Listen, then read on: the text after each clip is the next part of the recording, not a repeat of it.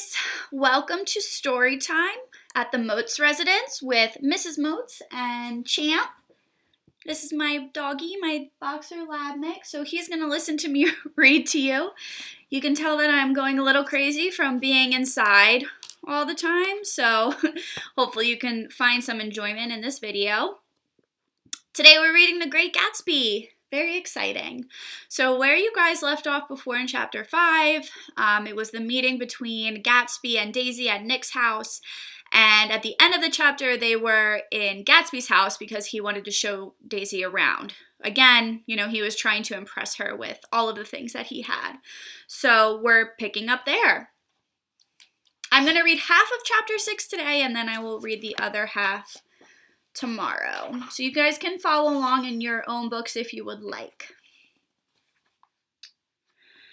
About this time, an ambitious young reporter from New York arrived one morning at Gatsby's door and asked him if he had anything to say. "Anything to say about what?" inquired Gatsby politely. "Why, any statement to give out."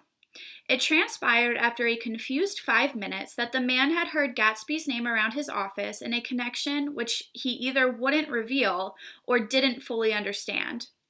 This was his day off, and with laudable initiative he had hurried out to see. It was a random shot, and yet the reporter's instinct was right. Gatsby's notoriety spread about by the hundreds who had accepted his hospitality and so become authorities upon his past had increased all summer until he fell just short of being news. Contemporary legends such as the underground pipeline to Canada attached themselves to him, and there was one persistent story that he didn't live in a house at all, but in a boat that looked like a house and was moved secretly up and down the Long Island shore. Just why these inventions were a source of satisfaction to James Gatz of North Dakota isn't easy to say. So this chapter starts off with a reporter asking Gatsby for a statement because the rumors that were going around about him, which we talked about before, they seem to be escalating at this point. So it's getting to the point now where reporters are interested and want to know what's true and what's not true. James Gatz. That was really, or at least legally, his name. He had changed it at the age of 17 and at the specific moment that witnessed the beginning of his career, when he saw Dan Cody's yacht drop anchor over the most insidious flat on Lake Superior. It was James Gatz who had been loafing along the beach that afternoon in a torn green jersey and a pair of canvas pants, but it was already Jay Gatsby who borrowed a rowboat, pulled out to the Tuolumne, and informed Cody that a wind might catch him and break him up in half an hour. I suppose he'd had the name ready for a long time, even then. His parents were shiftless and unsuccessful farm people. His imagination had never really accepted them as his parents at all. The truth was that Jake Gatsby of West Egg, Long Island, sprang from his platonic conception of himself. He was a son of God, a phrase which, if it means anything, means just that, and he must be about his father's business, the service of a vast, vulgar, and meretricious beauty. So he invented just the sort of Jay Gatsby that a 17-year-old boy would be likely to invent, and to this conception he was faithful to the end. For over a year, he had been beating his way along the south shore of Lake Superior as a clam digger and a salmon fisher, or in any other capacity that brought him food and bed. His brown, hardening body lived naturally through the half-fierce, half-lazy work of the bracing days. He knew women early, and since they spoiled him, he became contemptuous of them. Of young virgins because they were ignorant, of the others because they were hysterical about things in which his overwhelming self-absorption he took for granted. But his heart was in a constant, turbulent riot. The most grotesque and fantastic conceits haunted him in his bed at night. A universe of ineffable gaudiness spun itself out in his brain while the clock ticked on the washstand and the moon soaked with wet light his tangled clothes upon the floor. Each night, he added to the pattern of his fancies until drowsiness closed down upon some vivid scene with an oblivious embrace. For a while, these reveries provided an outlet for his imagination. They were a satisfactory hint of the unreality of reality, a promise that the rock of the world was founded securely on a fairy's wing. An instinct toward his future glory had led him, some months before, to the small Lutheran College of St. Olaf's in southern Minnesota. He stayed there 2 weeks, dismayed at its ferocious indifference to the drums of his destiny, to destiny itself, and despising the janitor's work with which he was to pay his way through. Then he drifted back to Lake Superior, and he was still searching for something to do on the day that Dan Cody's yacht dropped anchor in the shallows alongshore. This is such a big part right here because we find out the truth about Gatsby. So Nick Carraway, remember that's our narrator, he tells us that he had eventually found out the truth about Gatsby. So his real name is James Gatz. He grew up poor. His parents were farm people and they weren't that successful. Basically, what's indicated here is that his life changed when he met this man named Dan Cody, which we will get into a little bit more here. But it talks about how he struggled growing up, doing things like clam digger, salmon fisher. He did different things just so that he could get food and a place to sleep, some sort of shelter. It even talks about him doing janitor's work at St. Olaf's in Minnesota. So here is where we find out that Gatsby did eventually share this information with Nick. Nick says it happened way down the road, but he's sharing that with his readers now. Cody was 50 years old then, a product of the Nevada silver fields of the Yukon, of every rush for metal since '75.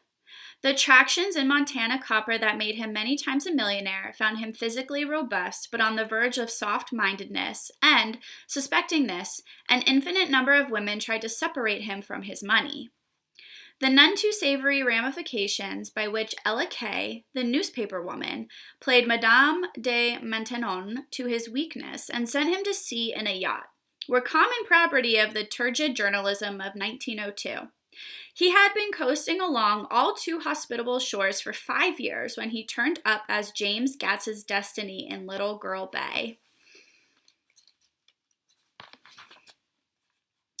To young Gatz, resting on his oars and looking up at the railed deck, that yacht represented all the beauty and glamour in the world. I suppose he smiled at Cody. He had probably discovered that people liked him when he smiled. At any rate, Cody asked him a few questions. One of them elicited the brand new name, because he changed his name, and found that he was quick and extravagantly ambitious. A few days later, he took him to Duluth and bought him a blue coat, 6 pair of white duck trousers, and a yachting cap. And when the Tuolumne left for the West Indies and the Barbary Coast, Gatsby left too. He was employed in a vague personal capacity. While he remained with Cody, he was in turn steward, mate, skipper, secretary, and even jailer, for Dan Cody, sober, knew what lavish doings Dan Cody, drunk, might soon be about, and he provided for such contingencies by reposing more and more trust in Gatsby. The arrangement lasted 5 years, during which the boat went 3 times around the continent. It might have lasted indefinitely, except for the fact that Ella Kay came on board one night in Boston, and a week later, Dan Cody inhospitably died. So in this part, we find out when Gatsby meets Dan Cody, he does travel with him for 5 years, I believe it says.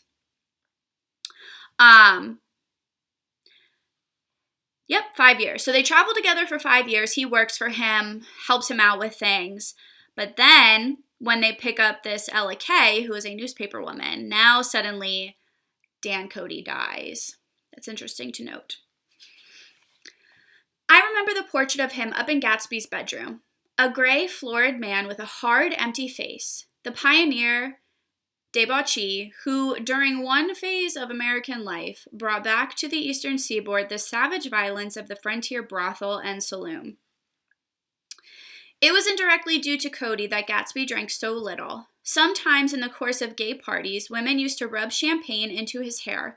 For himself, he formed the habit of letting liquor alone. It was from Cody that he inherited money, a legacy of $25,000. He didn't get it. He never understood the legal device that was used against him, but what remained of the millions went intact to Ella Kay. He was left with his singularly appropriate education. The vague contour of J. Gatsby had filled out to the substantiality of a man. So, Nick points out here, we kind of break away a little bit from this story, and he talks about the portrait of Dan Cody that Gatsby had in his bedroom, and he remembers seeing it. So obviously that indicates that this person played such a big role in Gatsby's life. He obviously looks at him as some sort of mentor or role model. We also learn in this section that when Dan Cody died, Gatsby was supposed to get $25,000, but instead it went to his mistress, Ella Kay. We don't know why. Gatsby does not understand why. Okay. He told me all of this very much later, but I've put it down here with the idea of exploding those first wild rumors about his antecedents, which weren't even faintly true. Moreover, he told it to me at a time of confusion, when I had reached the point of believing everything and nothing about him. So I take advantage of this short halt, while Gatsby, so to speak, caught his breath to clear this set of misconceptions away. It was a halt, too, in my association with his affairs. For several weeks, I didn't see him or hear his voice on the phone. Mostly I was in New York, trotting around with Jordan and trying to ingratiate myself with her senile aunt. But finally, I went over to his house one Sunday afternoon. I hadn't been there 2 minutes when somebody brought Tom Buchanan in for a drink. I was startled, naturally, but the really surprising thing was that it hadn't happened before. They were a party of 3 on horseback, Tom and a man named Sloan, and a pretty woman in a brown riding habit who had been there previously. "I'm delighted to see you," said Gatsby, standing on his porch. "I'm delighted that you dropped in." As though they cared. "Sit right down, have a cigarette or a cigar." He walked around the room quickly, ringing bells. "I'll have something to drink for you in just a minute." He was profoundly affected by the fact that Tom was there, but he would be uneasy anyhow until he had given them something, realizing in a vague way that that was all they came for. Mr. Sloan wanted nothing. "A lemonade? No thanks. A little champagne? Nothing at all. Thanks." "I'm sorry." "Did you have a nice ride?" "Very good roads around here." "I suppose the automobiles—" "Yeah." Moved by an irresistible impulse, Gatsby turned to Tom, who had accepted the introduction as a stranger. "I believe we've met somewhere before, Mr. Buchanan." "Oh, yes," said Tom, gruffly polite, but obviously not remembering. "So we did. I remember very well. About 2 weeks ago." "That's right. You were with Nick here." "I know your wife," continued Gatsby almost aggressively. "That so?" Tom turned to me. "You live near here, Nick?" "Next door." "That so?" Okay, guys, so in this part, we learn that Nick has not seen Gatsby for a few weeks. When he drops in then to chat with him and catch up, Tom shows up with these 2 other people, a woman who remains unnamed and Mr. Sloan. So Nick is surprised that he is there. The conversation between all of them is obviously a little bit awkward, and Gatsby is even a little aggressive when he is telling Tom that he knows his wife, Daisy. Almost done, only a page and a half left. Mr. Sloan didn't enter into the conversation, but lounged back haughtily in his chair. The woman said nothing either, until unexpectedly, after 2 highballs, she became cordial. "We'll all come over to your next party, Mr. Gatsby," she suggested. "What do you say?" "Certainly. I'd be delighted to have you." "Be very nice," said Mr. Sloan without gratitude. "Well, think got to be starting home." "Please don't hurry," Gatsby urged them. He had control of himself now, and he wanted to see more of Tom. Why don't you stay for supper? I wouldn't be surprised if some other people dropped in from New York." "You come to supper with me," said the lady enthusiastically. "Both of you." This included me. Mr. Sloan got to his feet. "Come along," he said, but to her only. I mean it, she insisted. I'd love to have you. Lots of room. Gatsby looked at me questioningly. He wanted to go, and he didn't see that Mr. Sloane had determined he shouldn't. I'm afraid I won't be able to, I said. Well, you come, she urged, concentrating on Gatsby. Mr. Sloane murmured something close to her ear. We won't be late if we start now, she insisted aloud. I haven't got a horse, said Gatsby. I used to ride in the army, but I've never bought a horse. I'll have to follow you in my car. Excuse me for just a minute. The rest of us walked out on the porch, where Sloane and the lady began an impassioned conversation aside. My God, I believe the man's coming, said Tom. Doesn't he know she doesn't want him? She says she does want him. She has a big dinner party and he won't know a soul there, he frowned.